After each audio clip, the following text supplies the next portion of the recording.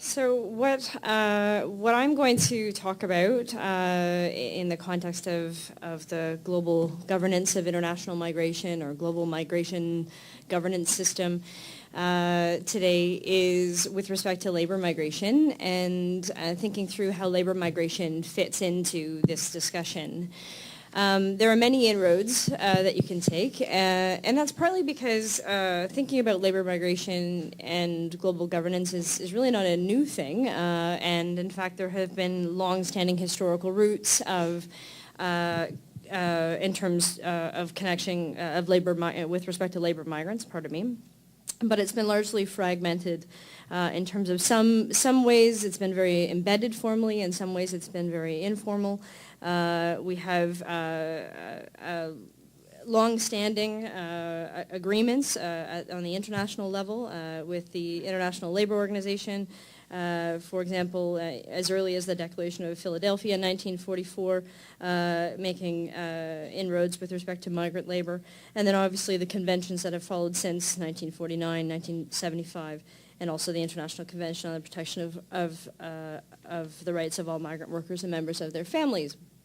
Now, despite this rather formalized sounding framework, as many of you are aware, most of these kinds of formalized, embedded frameworks around governing and protecting migrants have not been universally ratified and adopted, in particular by receiving states. This is not new information. But I think what it does is point to the fact that there's a bit of a stall, I think, with thinking through how labor migration fits into a global governance regime. And so despite all of this, the sort of 100 million labor migrants worldwide basically find themselves largely without protections and in very disparate kinds of relationships and systems around the world. And what's happened and what's emerged, which I think is somewhat reflective of the larger realities of the contemporary system of migration governance, which is that there's a real patchwork, a real hodgepodge, as it were, of different levels of protection, different levels of governance. And this is because the contemporary system is characterized not by a sort of uniform approach to governance and multilateralism as people would expect or would even foresee for something in dealing with a problem, a shared problem, as Betts would call it, has not really emerged. And what's emerged instead is a series of bilateral arrangements, different kinds of agreements, regional processes, and all sorts of layers, which has created a relative quagmire of various policy frameworks and governance frameworks. And importantly to this sort of propagation of bilateral and regional labor migration agreements is that under those agreements, it's basically assumed that sending states are acting to some extent on the behalf of their citizens while working temporarily abroad. Despite the fact that we do have some evidence to the contrary of this, even in the Canadian case, looking at the role of consular protective agencies in respect to Mexican migrants in the seasonal agriculture worker program. We also have, what's also interesting in the case of these agreements is they're often framed as sort of win-win agreements, celebrated for their development potential. And despite the lack of evidence that we know in terms of labor migration, in fact, leading to development or instead fostering further dependency. So the additional concern I have when thinking about this sort of bilateral frameworks that are often used in governing labor migration is that it also creates a real tiered system of mobility rights, with migrant workers from some sending countries having more rights and better protections than others. So not just mobility rights, but all sorts of other things that go with social protection and rights. And this is sort of what Alexander Betts would refer to as kind of a club good that's emerged in this in this system of the global governance of migration.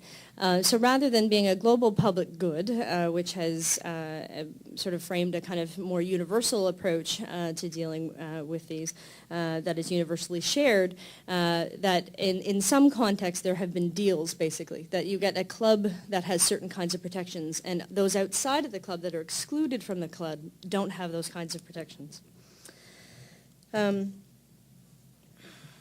So the complexities that have emerged in this system with respect to temporary labor migration, I think, have created a system where we have a sort of new generation of labor migration programs. So we had the first generation, the Barcetto programs, the second generation, the German labor migration programs, and now we have this sort of rough third generation, or even fourth, you could probably make the argument.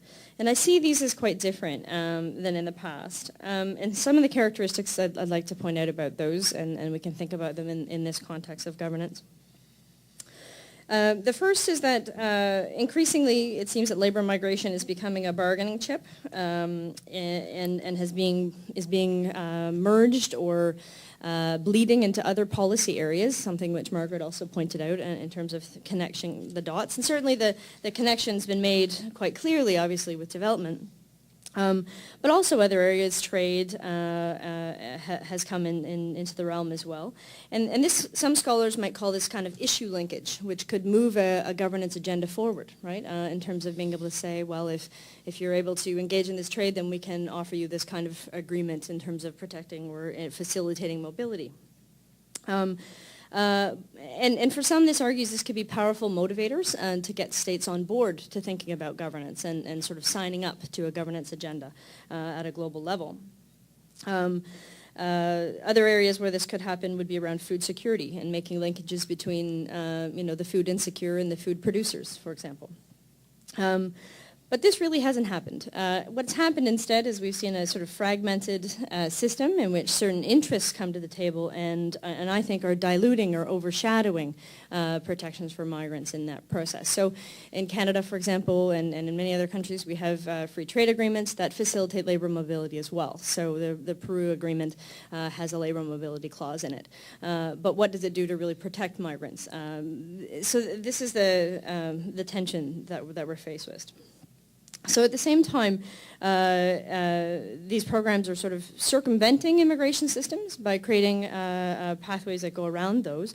But at the same time, they're also doing the work of immigration systems because they're increasingly involving two-step transition processes. So what started as a labor migration initiative and a bilateral agreement or a framework has led to then opportunities for transitioning and becoming and being able to enter permanently, which on the one hand is good for creating access to potential rights for migrants, but on the other hand is also problematic because you have more private sector interests thinking through and having a driving force in determining who ends up entering a country permanently. And so in the case of thinking about this, it's sort of what ends up happening is that employers and industry effectively are de facto governing migration flows by selecting who has access to such transition pathways. And this brings me to my last sort of point about the characteristics is that in this context of labor migration in this contemporary period, I think there's quite a heightened role of non-state private actors, intermediaries, and other private interests, not only in terms of migration policy, but also in terms of governing. And I'll talk to this in a second. This points to, I think, an interesting paradox in the contemporary global governance. That's what I've just said, the gloverments. The global governance of system, which is that on the one hand, we have states increasingly passing off the job, or we have employers increasingly demanding of states that they act more as placement agents, as they help them match their labor needs and fill labor desires. So you have private sector interests pushing governments to do the work of matching and providing workers for them. But then on the other hand, you have governments offloading the job of governing to employments and to private sectors. Everything from tracking and making sure that their workers leave the country, for example. So this has consequences overall, and I think to wrap up, I think looking forward, certainly the current system sounds like win-win in some ways, but win-win for who and who's actually playing the game and at what costs. And I think win-win-win, and working that out is entirely another matter. And looking forward, I think that options for a top-down approach for labor migration are quite minimal. I don't feel that we have a strong future ahead of us. And in fact, I think even though we have this governance void in which private sector has stepped in, it also creates opportunities. And these opportunities are for labor, for unions, for groups that are able to engage in governance and new kinds of partnerships between NGOs and local governments, for example, as we've seen in the case of Mexico, or large-scale agreements for transnational unionship, basically, as we've seen happening in Europe through the uni passport option. So looking forward, I think for prescriptions for change and thinking about what we can do differently, certainly we need to have more cross conversations in terms of the different silos of governance, but also we need to bring other actors into the realm. Thank you.